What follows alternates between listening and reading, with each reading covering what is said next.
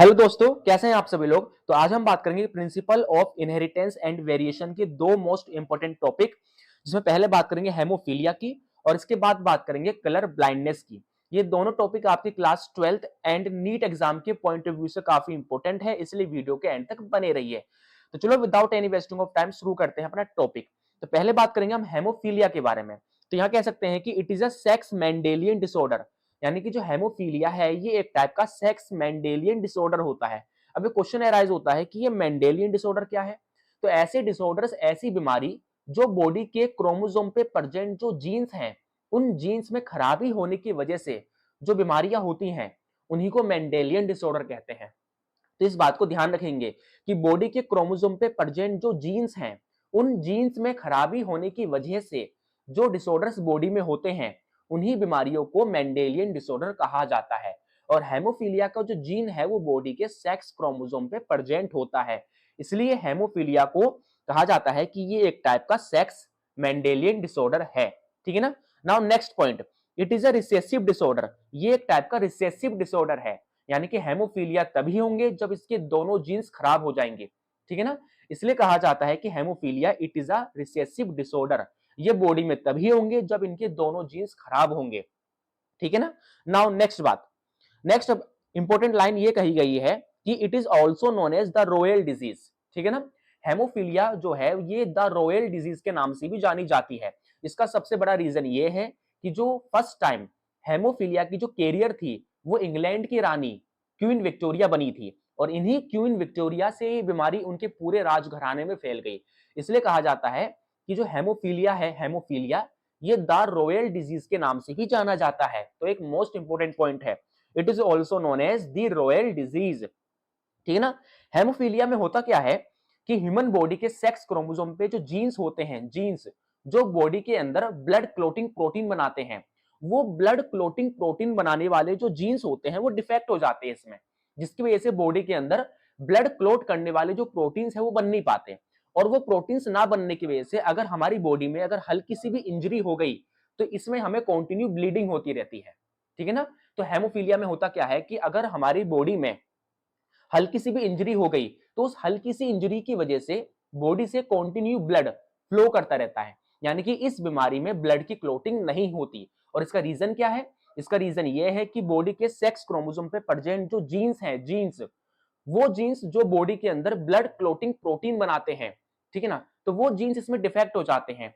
और उन जीन्स के डिफेक्शन की वजह से बॉडी के अंदर ब्लड क्लोटिंग प्रोटीन नहीं बन पाता, जिससे क्या होता है अगर बॉडी में हल्की सी भी खरोच आ गई तो इससे कंटिन्यू ब्लड फ्लो होता रहता है। तो वही बात लिखी गई है यहाँ पे, in haemophilia due to the defection of genes the blood clotting protein are not formed.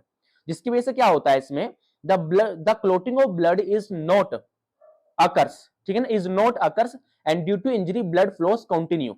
ठीक है ना। इसमें क्या होगा बीमारी में कि जो बॉडी के अंदर अगर हल्की सी भी इंजरी हो गई तो इंजरी की वजह से कंटिन्यू ब्लड फ्लो होता रहेगा, यानी इस बीमारी में ब्लड क्लोटिंग नहीं होगी, नहीं होगी। इस बात को ध्यान रखेंगे।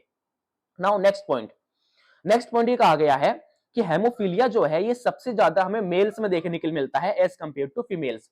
इसका रीजन यहाँ पे ये है, जैसे कि हम सभी जानते हैं कि मेल में जो सेक्स क्रोमोसोम है वो एक्स वाई होता है। ठीक है ना। क्या होता है? X Y. वाई क्रोमोसोम पे कोई भी जीन नहीं होता, जो भी जीन होता है वो एक्स क्रोमोसोम पे होता है। तो सपोज ये एक्स क्रोमोसोम पे जीन है और ये जीन जो है हेमोफीलिया का है। ठीक है ना। किसी कारणवश मान लो ये जीन खराब हो गया जिसकी वजह से प्रोटीन नहीं बन पाया, प्रोटीन नहीं बनेगा तो ब्लड क्लोट नहीं हो पाएगा, सिंपल सी बात है। और वहीं वाई क्रोमोसोम पे कोई जीन नहीं है। ठीक है ना। तो अगर एक्स क्रोमोसोम पे प्रेजेंट जीन अगर ये डिफेक्ट हो गया तो इससे प्रोटीन नहीं बनेगा, और अगर प्रोटीन नहीं बनेगा तो फर्दर ब्लड क्लोटिंग नहीं हो पाएगी, जिससे क्या होगा, मेल्स को हेमोफीलिया हो जाएगा। बट फीमेल्स की बात करें तो फीमेल्स में जो सेक्स क्रोमोसोम है वो एक्स एक्स होता है। ठीक है ना। तो इन दोनों सेक्स क्रोमोसोम पे क्या होते हैं, हेमोफीलिया के जीन्स होते हैं। अगर एक सेक्स क्रोमोसोम का जीन खराब हो गया तो दूसरा है जो सफिशिएंट प्रोटीन बनाएगा।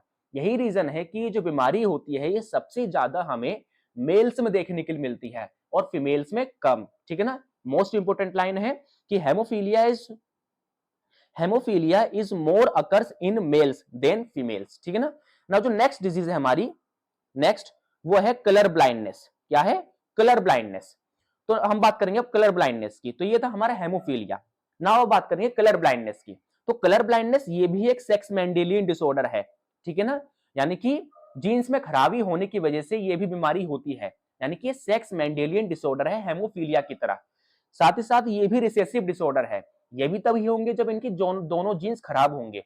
तो हेमोफीलिया एंड कलर ब्लाइंडनेस ये दोनों के दोनों एक टाइप के मेंडेलियन डिसऑर्डर होते हैं, यानी कि ये दोनों के दोनों जीन्स में खराबी होने की वजह से होते हैं, और ये दोनों के दोनों एक टाइप के रिसेसिव डिसऑर्डर है। इस बात को भी ध्यान रखेंगे, ठीक है ना। Now next point, haemophilia sorry colour blindness कई टाइप्स के होते हैं, बट इनमें सबसे मोस्ट कॉमन जो कलर ब्लाइंडनेस है वो है आपका रेड ग्रीन कलर ब्लाइंडनेस। क्या? Red green colour blindness. इसमें होता क्या है, due to the defection in genes, यानी कि जीन्स में खराबी होने की वजह से the red and green cone cell are destroy. देखो ह्यूमन आईज की जो इनर मोस्ट लेयर जो है जिसे रेटिना कहते हैं, इसमें एक स्पेशल टाइप की कोन सेल होती है, ठीक है ना। ये टोटल 3 टाइप्स की होती है, red cone cell, green cone cell and blue cone cell. तो इस कलर ब्लाइंडनेस में होता क्या है कि जीन्स में खराबी होने की वजह से रेटिना में red cone cell and green cone cell नहीं बन पाते, ठीक है ना, जिसकी वजह से इसमें जो पेशेंट होता है वो रेड कलर और ग्रीन कलर को डिफरेंशिएट नहीं कर पाता। इस बात को ध्यान रखेंगे। तो कलर ब्लाइंडनेस में होगा क्या कि ह्यूमन आई की सबसे इनर मोस्ट लेयर जिसे रेटिना कहते हैं, इसमें एक स्पेशल टाइप की कौन सेल, मतलब इसमें एक स्पेशल टाइप की सेल होती है जिसे कौन सेल कहते हैं। ये कौन सेल मेनली 3 टाइप्स की होती है, रेड, ग्रीन एंड ब्लू, ठीक है ना। तो इस कलर ब्लाइंडनेस में होगा क्या कि रेटिना में प्रेजेंट जो रेड कौन सेल एंड जो ग्रीन कौन सेल है वो डिस्ट्रॉय हो जाते हैं, बन नहीं पाते जीन्स में खराबी होने की वजह से, जिसकी वजह से जो पेशेंट होते हैं इसमें वो रेड कलर और ग्रीन कलर को डिफरेंशिएट नहीं कर पाते। तो वही बात लिखी गई है, in red green colour blindness patient do not differentiate the red and green colour. और ये भी बिल्कुल क्या होता है, हेमोफीलिया की तरह है, यानी कि ये भी सबसे ज्यादा मेल्स में देखने के लिए मिलता है देन फीमेल्स। तो ये थे आपके दो इंपॉर्टेंट डिसऑर्डर्स, यानी कि हेमोफीलिया एंड कलर ब्लाइंडनेस। तो ये दोनों के दोनों एक टाइप के मेंडेलियन डिसऑर्डर है, यानी कि ये दोनों की दोनों जो बीमारी है वो बॉडी के क्रोमोसोम पे प्रेजेंट जो जीन्स है उनमें खराबी होने की वजह से होता है। ये दोनों के दोनों एक टाइप के रिसेसिव डिसऑर्डर है। अंतर यह है कि हेमोफीलिया में क्या होता है, ब्लड की क्लोटिंग नहीं हो पाती। अगर हल्का सा भी खरोच लग जाए बॉडी में तो इसमें कंटिन्यू ब्लड फ्लो होता रहेगा, इसमें ब्लड की क्लोटिंग नहीं होगी। वहीं बात करें कलर ब्लाइंडनेस की तो ये कई टाइप्स के होते हैं, बट सबसे मोस्ट कॉमन होता है कौन सा, रेड ग्रीन कलर ब्लाइंडनेस, जिसमें क्या होती है कि जो आंख की सबसे इनर मोस्ट लेयर जिसे रेटिना कहते हैं, इसमें रेड कॉन्सेल एंड ग्रीन कॉन्सेल नहीं बन पाता, जिससे जो पेशेंट होता है वो red colour and green colour को डिफरेंशिएट नहीं कर पाता। तो ये थे आपकी दो important disorders, haemophilia and colour blindness. अगर ये वीडियो अच्छी लगी हो तो चैनल को सब्सक्राइब और उसको लाइक जरूर करें।